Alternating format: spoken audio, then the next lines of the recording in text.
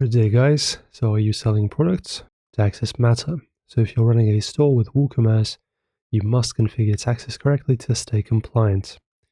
And in this video, I'll show you how to set them up in WooCommerce from scratch. Alright, so depending on what you use, for example, if you're using WordPress, you go to WordPress. For that, you will need to log in with your account.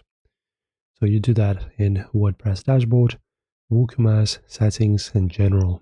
And check enable tax rates and calculations, then click save changes.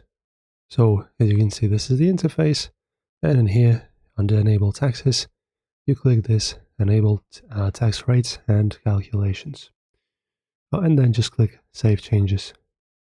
And also in the main options, you control how taxes are calculated and displayed. Then you can configure the basic tax options. So you can set prices entered with tax is no.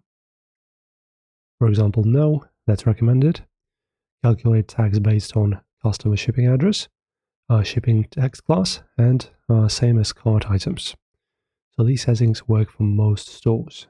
Also then, you can click on standard rates, and then enter the country code, input the state, tax rate percentage, for example 20, and tax name. So as you can see, the address and these details can be also input here, and then save the changes.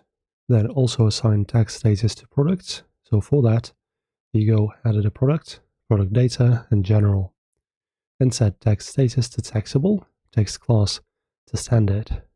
And then you can perform a small test. You can, for example, add a product to cart and then go to checkout to confirm that tax is calculated correctly. And this is your way to set up taxes in WooCommerce, enable them, add rates, and assign them to products. Pretty simple. Also, if you want, we can cover the automatic tax with plugins, VAT versus sales tax, and other content. Just let us know if you want that. Otherwise, thanks for watching.